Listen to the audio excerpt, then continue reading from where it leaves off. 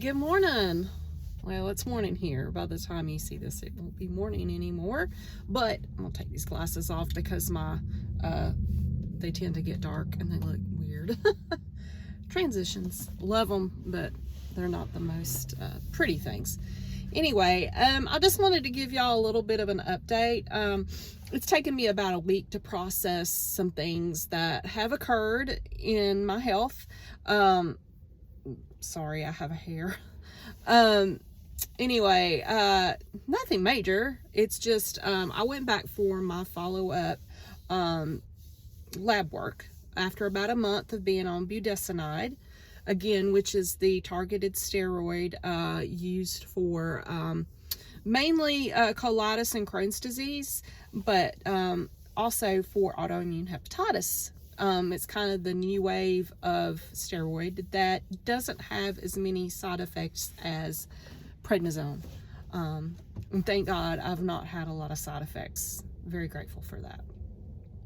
So last Thursday, actually a week ago today, I went back to have my blood drawn. And usually it takes a couple of days for me to get my results. So I was very surprised when later on that afternoon, early evening, I get a note from my doctor saying, it said lab results and thoughts. So I get my lab results and everything was fine as far as my CBC goes. They always run it right now. They run a CBC and a complete chem panel because they want to be sure these meds aren't messing with any of my other blood chemistries or my blood cells. Thank God. Everything's great. Everything was great there. As far as my liver enzymes are concerned, that is sort of a mixed bag. I was initially pretty disappointed, actually, because I expected, like most people with autoimmune hepatitis, after a month on steroids, that there would be a dramatic decrease in my liver enzymes. Again, that was a mixed bag. The good news in that was that my alkaline phosphatase came down from 417 to 333. That has always historically been my highest liver enzyme. My AST and my ALT actually went up a few points. So I'm glad that the results came from my doctor in this case, because that would have thoroughly confused me. Because if this was autoimmune hepatitis only, that my AST and ALT should have been the one that responded to the budesonide. You know, what should have been slower to come down would have been my alkaline phosphatase. But that was actually the one that lowered. It's nowhere near normal yet. 333 is still high. Normal is 140 or below in alkaline phosphatase. And my doctor didn't say a lot in his note. I have got an appointment to go see him next week. Tuesday or Wednesday, I can't remember right off the top of my head right now. But next week I go see him, so I'm gonna have a lot of questions for him. But again, I've done a lot of research on this. Again, reputable sources, you know, not the weird places on the internet that some people get their, you know, can get some very weird information from. But again, I go to the Harvards, I go to the AIH, I go, you know, the Mayo, you know, a lot of studies, a lot of PubMed, things like that. And I know, before you at me on that they're not always consistent, or do they always agree with each other. But that's the good thing about doing a research and kind of weighing everything that's said. But ultimately going back to what my doctor says. I feel like that makes me a more informed patient. It helps me to ask my doctor better questions. And again, just having a more thorough grasp on what's going on. So getting to the bottom line of what I think is going on, to be determined and to be confirmed by my doctor, is that it's really one of maybe three things. Number one is that I have a crossover syndrome, autoimmune hepatitis, and maybe PBC, which is primary biliary cholestasis, or not cholelithiasis, but cholestasis. It used to be called primary biliary cirrhosis, but a lot of people were getting stigmatized with the cirrhosis aspect because this does not come from drinking or anything that I've done knowingly to abuse my body.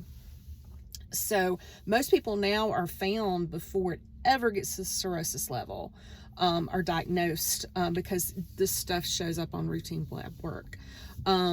So anyway, there's also another biliary crossover this could be, which is much less likely because I'm not in the demographic for it. Doesn't mean it couldn't happen, but there's another one that tends to happen in people with Crohn's and colitis and inflammatory bowel disease called primary sclerosing cholangitis. And these are more scarier diagnoses. Autoimmune hepatitis can tend to be put in remission very, very quickly. Yes, most people have to stay on immunosuppressants the rest of your life, but most people that respond to treatment have a normal lifespan. PBC, and even more ominously, PSC, can only be treated.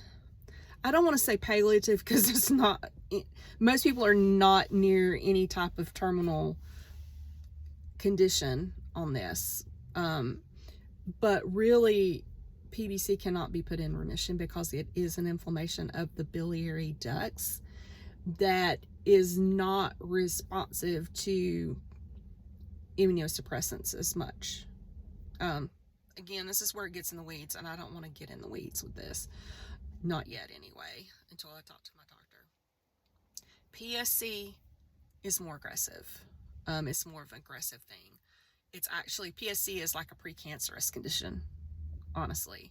And even PBC, folks with PBC, which is probably what I have, or a crossover, have to be monitored very carefully for hepatocellular carcinoma.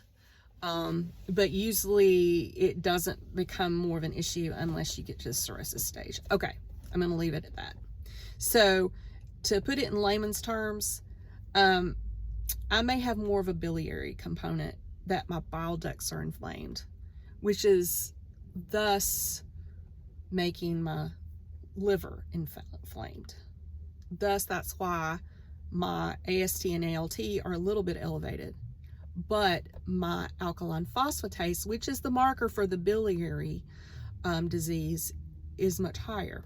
I've always had that picture of it being more of a biliary cholestasis type of issue.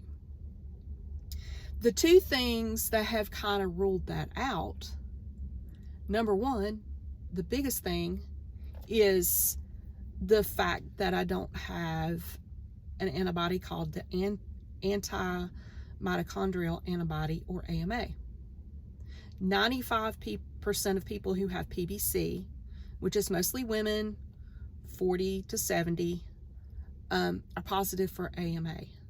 Now, I am positive for other antibodies, the ANA and the ASMA. Again, weeds. I'm not going to go there, but it's basically autoantibodies. So that's why they were kind of leaning more toward autoimmune hepatitis, since I was AMA negative. But there is AMA negative PBC. Okay, so that's the first thing. Maybe I'm PBC. The second thing is maybe I have a crossover syndrome between autoimmune hepatitis and PBC. I'm thinking, though, since I since my AST and my ALT did not respond to the budesonide, that maybe that's not the case. Maybe this is purely a PBC. That kind of corresponds to number 1 that I talked about, PBC. But I'm really thinking maybe I don't have a crossover syndrome. There is one other possibility, that all of this is due to what my liver biopsy alluded to, is that I have a drug-induced liver type of syndrome. Because the liver biopsy did not show true PBC. It did show ductal inflammation of my biliary ducts. Reaction, not even inflammation, reaction, which means they're not really inflamed, but they're not really happy either. They're kind of, you know, they're not little happy little ducks with what's going on. The liver biopsy, the pathologist seemed to think it was more an autoimmune condition caused by drug reaction, which is a whole thing. Again, won't get all into that, but pretty self-explanatory. So here's where things get even harder. And that's because, okay, if this was a drug-induced liver inflammation that made my autoimmune system attack my liver, more precisely my biliary ducts, what was that drug? What did it? Again, the only thing I was on when this all cropped up, and again, I had a large gap between having, you know, a comprehensive panel that showed liver enzymes of about 5 years. So somewhere in the 5 years, this came up. Again, I had the COVID vaccine in early 2021. This showed up when I went to have my lab work in mid 2021. Was it there before the vaccine? Could be, because I had also started on a low-level antidepressant because of the anxiety I was feeling over my husband's cancer diagnosis. And I just needed to function. I needed to be a good wife for him. I needed to be a good employee at work. I needed to deal with my own emotions, and I wasn't doing that well because of the stress all around me. So I went on that low-level antidepressant. My liver specialist doesn't seem to think that drug should have caused it. But again, we're all individuals. Just because I don't fit into a mold of drug interaction doesn't mean that my system did not like that drug, that my liver did not like that drug, that my immune system did not like that drug. I have been on that drug on and off for the last 3 years. Even before I got my blood work last week, I had decided to wean myself off that. My life has settled down into a more predictable pattern. Still stress, don't get me wrong, but not near the levels it was even this time last year. So I had already made the decision to come off that drug. So I am still tapering off that drug. I am probably a week from being off of it. This is a personal decision. So it's going to be, I go back for blood work again in a month. I'll see my doctor between now and then. And we'll see if that has any effect. At this point, I'm on medication. To me, this is where I'm worried about. At this point, I'm on, you know, budesonide, and now I'm on another medication. I haven't gotten to that yet. My doctor suggested that I go on a bile salt, which is basically the treatment for PBC and even PSC. But what a bile salt does, it just, the reason that the bile ducts are inflamed, supposedly, is because, well, it's sort of chicken or egg. Pretty much, you know, you get this autoimmune reaction, your bile ducts or your liver react. Well, your bile ducts kind of get backed up, sort of like constipation of bile in your liver part. And And so the bile gets sludgy, and that causes more damage because your bile, you know, if you've ever, honestly, you've ever had reflux or you've ever thrown up bile, you know how just irritating it is because it's a very strong substance. So what happens if it doesn't come out of your liver, if it kind of backs up because your ducts are inflamed, then that is what is doing the damage because it's not flowing like it should. So a bile salt, in this case, is called ursodiol.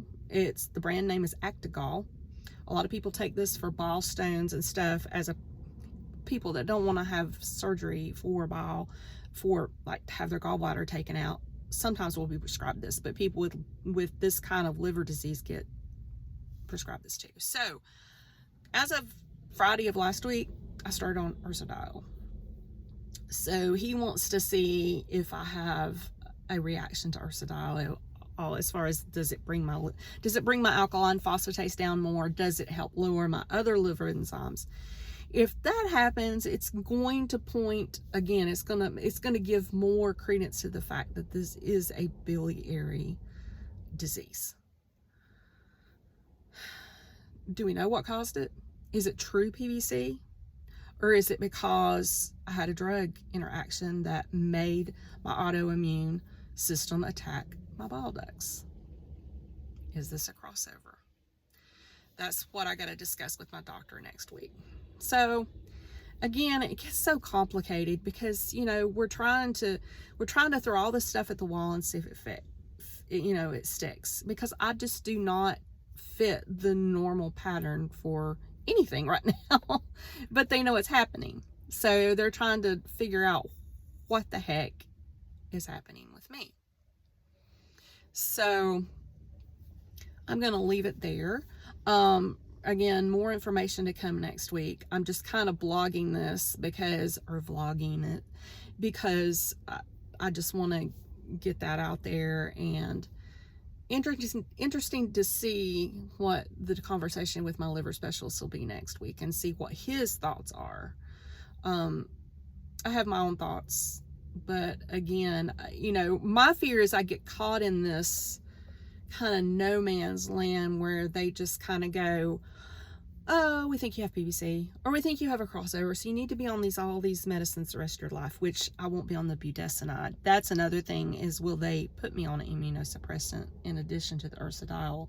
Because the ursodiol, the bile salt, is usually what they give people with PBC. They don't put them on immunosuppressants because they have been proven in studies that they really don't do any good for PBC. And that's what makes PBC a little bit more of a serious disease, because it's only treatable. You know, you just got to try to keep those liver enzymes down as long as you can, and then if things progress toward, you know, severe fibrosis and cirrhosis, then you start thinking about a transplant somewhere down the line. But really, with all the scariness around it, bottom line is, if you find PBC early and you get on the bile salt, the urso, more than likely you will keep this under control for the rest of your life.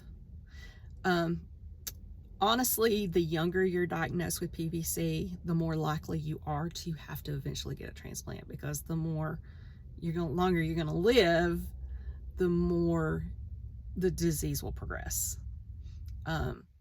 Usually women in the 50s who are diagnosed with it and respond to treatment, they usually live at least 10 or 15 years. But if you're diagnosed early, there's a very good chance you're going to live a normal lifespan, and that's something else that will take you out before this ever does. So again, interested to see what my doctor says when I go next week, and I will definitely follow up on that once I talk to him and have a firm grasp of what we think is going on. So I hope you all have a good day. I'm going to go do some shopping, and I will talk to you soon.